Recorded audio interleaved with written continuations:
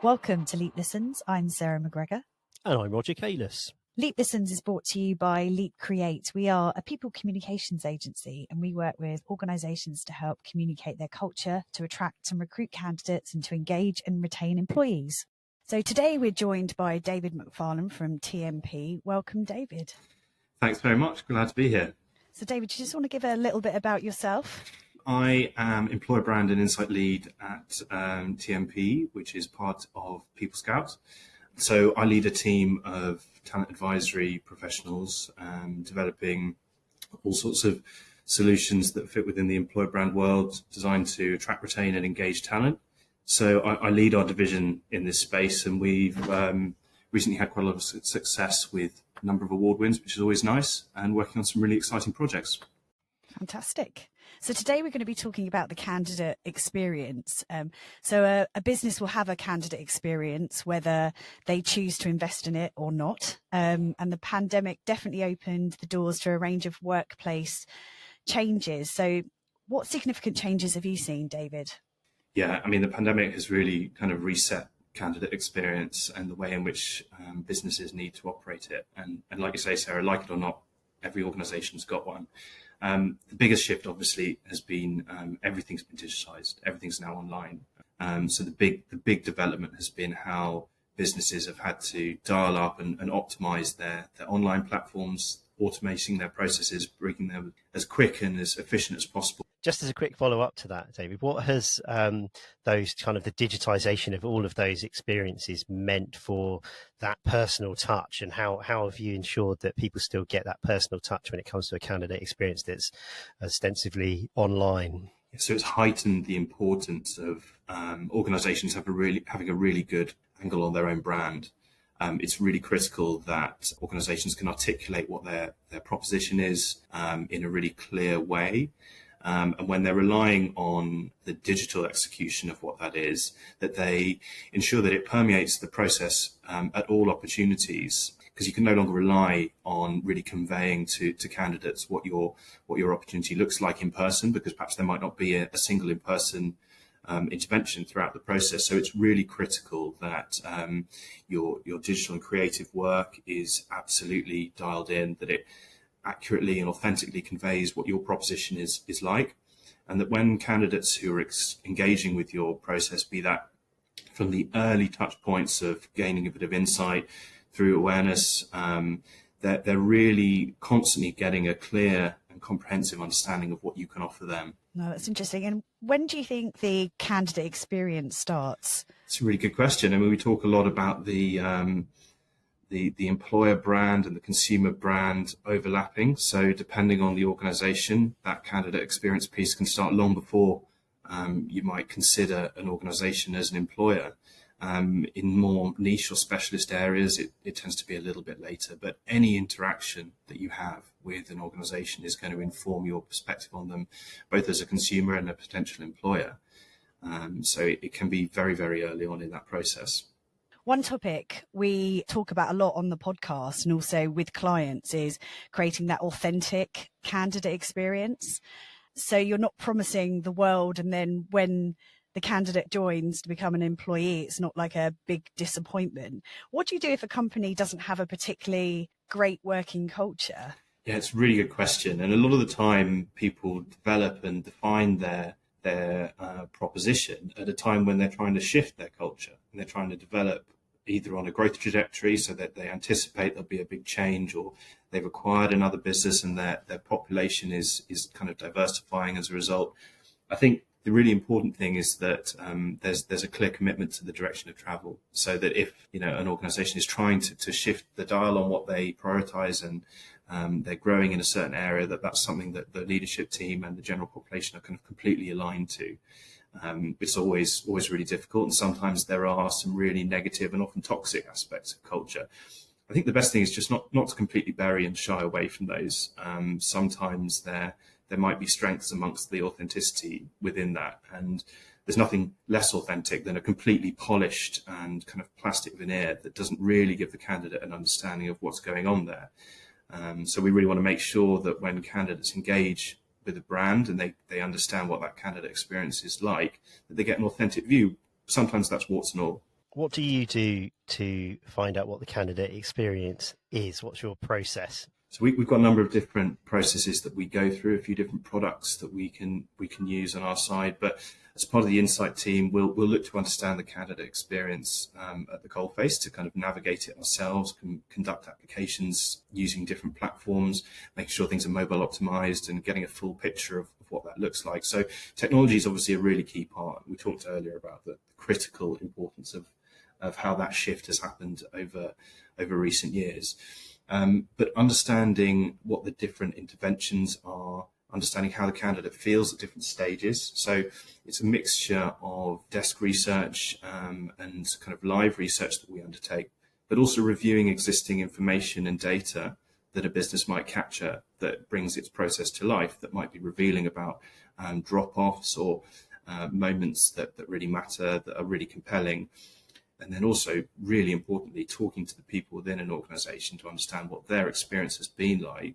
Obviously, those are people that have gone on to join a business. So there's a different sort of constituency in those candidates that haven't joined a business. But that insight is really revealing.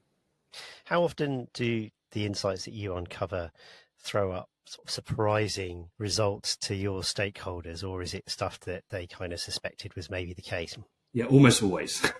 Almost always. They rarely have a good handle on where they sit, and I think that's just a consequence of the fact that they only see one version themselves. You know, there's an organisation that speaks to loads of different businesses and understands candidate experiences in many different areas, be they niche or specialist hiring or volume hiring. In North America, we talk about blue collar. Organisations rarely have a good handle on how they sit within a space. So it's often the case that when you present findings or produce a roadmap of recommendations about how a business can really achieve positive change with their candidate experience, that they can anticipate what that looks like. And sometimes the research that we do when we look at competitors and we look at processes can be really revealing. Certain strengths that they didn't really recognize or aspects that are really compelling within a candidate experience can shine through really well. So you could argue with a candidate experience that like a one-size approach doesn't actually work anymore with job seekers. So quoting an approach from Susan Lamott from Exactrio, he says that the candidate relationship is much more than a transactional one. So offering like a bundle of benefits and great pay for an exchange of their services is actually what the candidate isn't really looking for anymore. And they're looking to understand more what their relationship is like with their leaders or with their colleagues, or the type of work that they're working on. How do you cater for like all business areas within an organization? That's absolutely the case. So we talk a lot about the give and get, obviously the two-way exchange that happens between a candidate and an organization when they're deciding, like in that dating scenario, who's right for who, is it going to work out? Is it going to be a long and happy relationship? There are things that universally apply to all employees at an organization, and sometimes benefits might not be a good example of how they look. But belonging, meaning, alignment to values, those are the sorts of things that, regardless of your role, are going to be really critical to how you engage with an employer, irrespective of what you're actually going to be doing once you join them. And I think the way in which it's really important that candidates can understand what's being made clear and what's on offer for them is for that proposition to be authentic. As we talked about earlier, it's really critical that that's validated and clear and they can understand it. But regardless of the role, if you're going into possibly an exec level position where certain benefits or market norms might dictate that things are different to how they would be in a volume environment or even in a contracting role, it's understanding how you can provide the relevant information and the relevant compelling factors for that audience.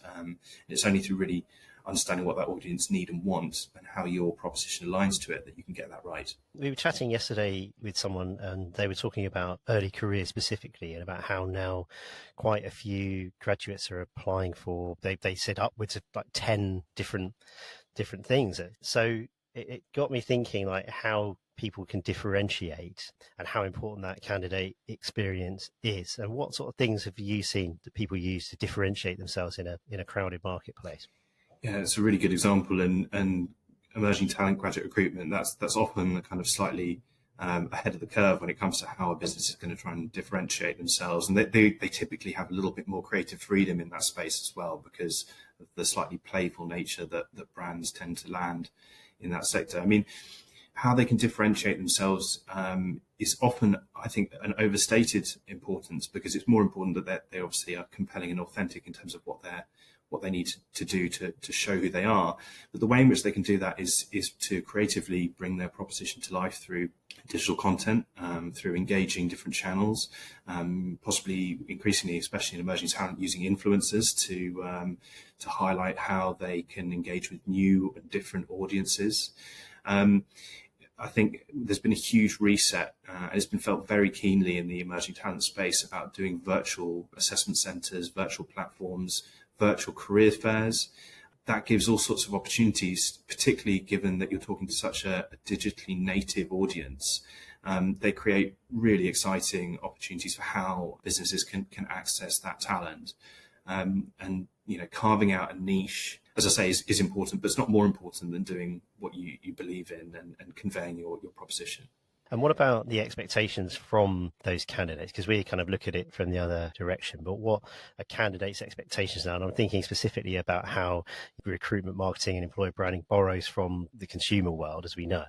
And if you think about how easy it is to purchase things and that process of purchasing, but we've still got problems with ATS systems and all those kind of things. So what have you found are people's expectations now of that experience? Are they expecting to add job to basket, one click to buy? I mean, the ATS is going to be something that a lot of us have carved on our tombstones. The issues with like tech stack integration, the problems with comms and the way that they line up, and onboarding, all of those issues. I mean, the way in which those things can interfere with what the process looks like is endless, and I don't think that will ever really change.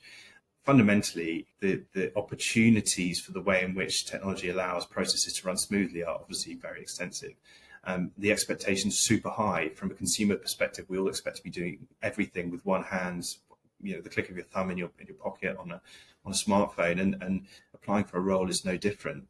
If you're asking for information more than once, possibly needlessly accessing information from a CV and an application form, you're getting it wrong. You need to be seamless, linked up. You need to understand exactly what your audience expects. It's got to be straightforward and easy. Anything you do that creates a blocker or slows down the process, particularly when technology doesn't necessitate it, is going to penalise you in the eyes of the candidate market. Yeah, I guess by going digital as well, you're opening up so many more opportunities, aren't you, for candidates? However, you have to be so much more competitive. Whereas before, like in the olden days, you know, you'd have to travel to an interview, or, you know, there was so much more sort of research and everything you had to do. But by being digital, as I say, you're opening up the market, and therefore you have to be more competitive. But also you're seeing probably a lot more candidates than you ever did before. Yeah, I think that's absolutely true, because obviously the commitment required from the candidate might feel like it's lessened because they don't have to engage with you in person, and obviously that gives them an opportunity to engage more. Really good candidates, they still obviously understand how they can research and engage with the business, and really good brands that are brought to life through a candidate experience make that easy for the candidate to do. So whilst they might be considering many more organizations, because they don't have to make that in-person commitment, they still need to bring put their best foot forward in that approach. But you're right, application volumes kind of vary enormously, and you know, we're only seeing now with the you know, changes that are happening in tech hiring literally in the last week, where previously organizations were fighting for candidates. That's now changing very quickly, and no doubt it will do again in the next months to come. Yeah. And I guess on a sort of topical subject, you know, in terms of like culture and being authentic, what are your thoughts on like the Elon Musk and the Twitter story of culture? And is David going to be drawn on this? Employee experience, you know, and how that's unfolding. I mean, it's quite fascinating, isn't it? It is. I don't think I'm losing a future client potentially by saying I think they completely messed it up. But I mean, it is revealing. There's a lot to be learned by the way in which that process has played out. You know, the idea that he asked for this epic commitment of people sort of working absurd hours, and the fact they had to sign up for this or leave. I mean, it's extraordinary that that's a way of going about explaining who you are as an organization and as an employer. You could say that following that, nobody could claim to think they didn't understand what they were signing up for. But again, it's a very direct and doesn't offer much empathy or nuance in the way in which you might go around that approach. But yeah, I mean, Twitter right now is providing a brilliant case study for how to ethically destroy your employer brand, as I see it. Although, albeit perhaps authentic. Well, that's my point. Yeah, I mean, nobody's misunderstanding it. Everybody, I think people have a pretty good idea of what Elon Musk is trying to do at Twitter from a cultural perspective, which is you've got to be there in person, you've got to be willing to work 80 hours a week, and I'm sure you get paid pretty well. So, if that give and get works for you, then it's the place to be. Yeah, very true. Well, David, we call this bite size. I think it's a little bit bigger than a bite. I think it's more like a snack. But we call it, we kind of keep this nice and tight. Just got one more question though. Something we're asking all of our guests is, what's your top reads this year? I mean, it could be a podcast, book. Any recommendations? So I've got a 1-year-old son, so I'm not doing as much reading as I would like at the moment. I recently... So it's the Gruffalo. It's the Gruffalo, yeah. Commencing the Smooths. Which is a great So, interesting book about the globalization paradox and the idea that globally we're kind of developing a systemic culture that is technology-led, which I think is probably loosely relevant to the way in which we kind of engage with candidates, particularly when we deal with global brands, I suppose. But yeah, that's been an interesting one that's helped to get me to sleep in the past. Excellent. Thanks so much, David. It was really nice talking to you. Thank you. My pleasure. Thanks so much. And thank you for listening to our Leap Listens podcast. To listen to other experts in the industry, head on over to our website. That's leapcreate.co.uk, or you can listen on Spotify, Apple, or Google Podcasts. And of course, if you have any people communication challenges requiring highly creative solutions, please reach out to me. I'm Roger, or Sarah McGregor on LinkedIn. Thanks very much.